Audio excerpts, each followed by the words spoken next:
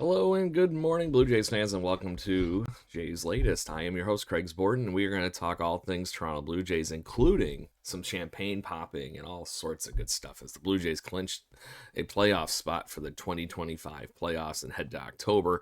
Still plenty of work to do, Blue Jays fans, and with 6 games left, we're going to talk about what the Blue Jays have to do to ensure that they continue to move toward the promised land of hopefully coming home with their third World Series trophy. So, on that note, yesterday in Kansas City, the Blue Jays were able to win 8-5 to pick up their 90th win of the season. First team in Major League Baseball's American League East to be able to do so. They will pick up the win 8-5 on 12 hits to 10 on the Kansas City side, and the Blue Jays were able to jump on Michael Wacha, no laughing matter, pun intended, that they were able to keep things moving in the right direction on this one as Andres Jimenez, after kind of setting the tone in the first inning, George Springer and company got some things cooking, but weren't able to capitalize on it, and runners left in scoring position, including the great George Springer. Andres Jimenez obviously comes up, and I can't believe he hit this ball. It might as well have been off his shoe tops in the other batter's box, but he ends up turning it into a single, and he would end up having a wonderful day. Scores Nathan Lucas, moves Ernie Clement over to third base, and then kind of found a way just to small ball it. And this is what the Blue Jays need to remember and focus on how to do earlier in the games when they see the hamster falling off the wheel. Tyler Heineman puts a safety squeeze in. Vinny Pasquantino gets forced to tag him out. And meanwhile, the quick, speedy baseball IQ high of Ernie Clement comes running in from third, scores the Blue Jays' second run. Andres Jimenez even advanced up to second base, which would prove critical. But the bunt sacrifice gives up Heineman, and like I mentioned, just was like, oh wow, we're gonna do that too. Good. That's exactly what you need to be doing when you can't win a game in 4 games in a row without scoring barely any runs.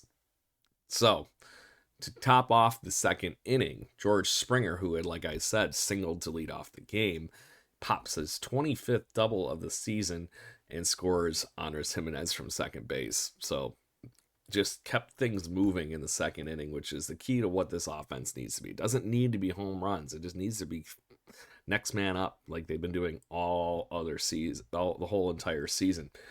So let's flash forward to the Blue Jays offense here in the fifth, where Blue Jays once again threatening with Tyler Heineman and Dalton Varsho on. Vlad Jr. hits a double that might have missed a home run by a few, meters or centimeters, I mean. But at the end of the day, it scores the run. Dalton Varsho comes in, still had Tyler Heineman and now Vladdy in scoring position. Addison Barger comes in and capitalizes on that on a double down the right field line, his 31st of the season, and Vlad Jr. scores on that play. So Blue Jays at the time up 6-2. So now let's just change things up a little bit here, because this is the biggest thing that happened. The Royals did not want to be losing this game. They're still technically in the playoff hunt, and with only 7 games to begin the game on Sunday, only so much they can do, and they want to make sure that they're controlling their own destiny. The Royals got to Trey Yesavage, and they got to him pretty decently. It was a battle for Yesavage. Not a bad start. I want to make sure I say that, but they did make him earn it. 4 innings of work, 5 hits, 4 earned runs, 3 walks, 2 strikeouts. That little bit of wildness through his 76 pitches did give the Royals a chance to capitalize on certain things. And in the midst of this, they basically got to the point in this game where it was just 6-5. It was really, really tight. And then you head to the 8th inning, and the Blue Jays were able to capitalize on that last bit after Miguel Garcia, Salvador Perez, and everybody else for the Royals had kept them in this game. And including a pinch hit single from Randall Grichuk puts this game really, really damn close. Ernie Clement comes up in the 8th and catalyzes a wonderful new scoreboard piece. And Ernie Clement singles to drive in Miles Straw. Miles Straw brings it in very, very good, to the point where the next batter up, Andres Jimenez again, and he hits a ball into the gap that I was very, very, very surprised was not caught by the right fielder. But what do I know? Jake Caglione was. It didn't look like he was completely outstretched when he went to go catch the ball, but maybe it was further away from him than the video camera feed would actually have enlightened.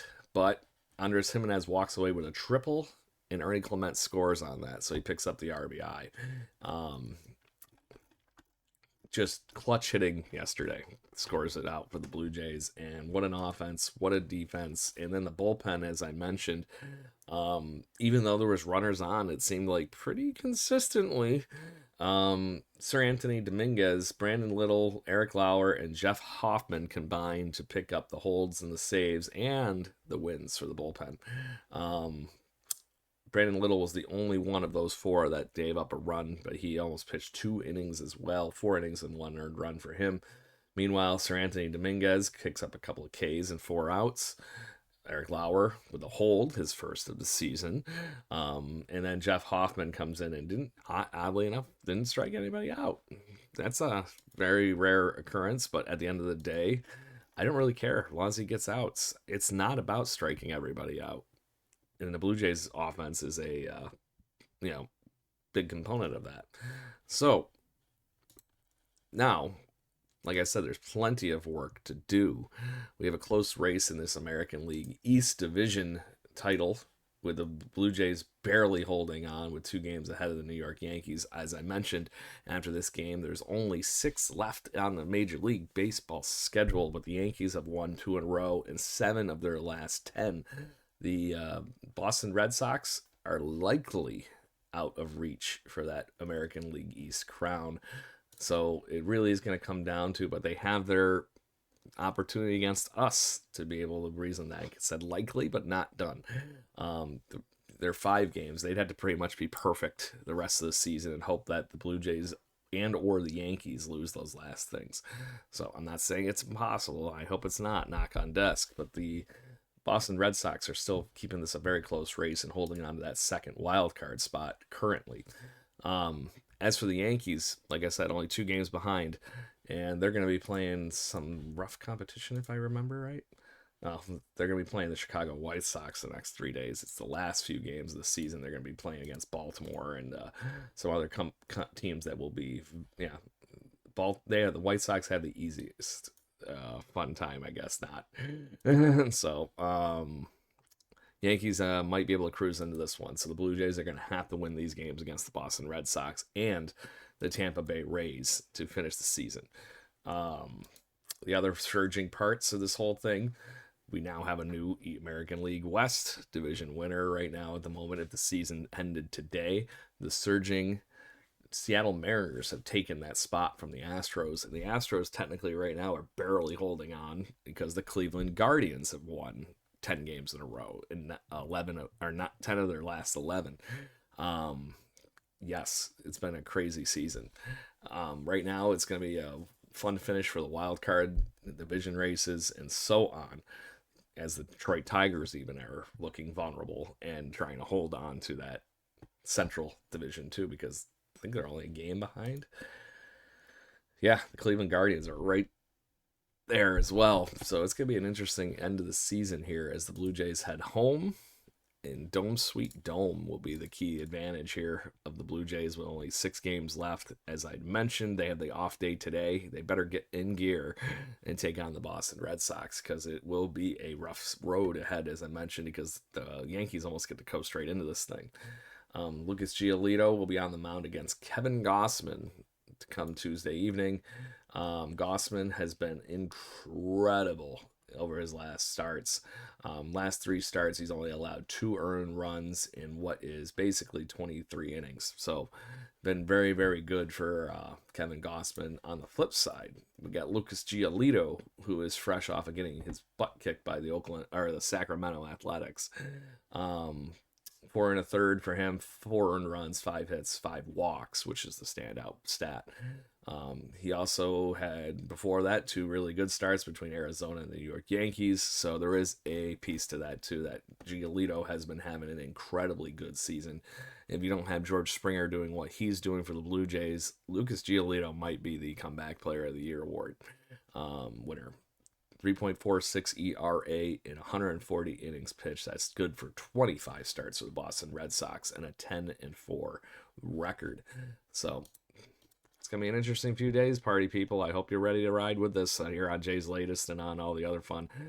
We are going to be talking with Brooke Knows Ball on the Jay Bird Watching Podcast Wednesday evening at 7 p.m. Eastern. Make sure you join up to talk all things playoff baseball and whatnot with her and our team at the Jay Bird Watching Podcast. And make sure you hit those like, share, subscribe buttons for us there and here on Jay's Latest so we can talk all things Toronto Blue Jays. We hope you have a great day, and as always, go Blue Jays.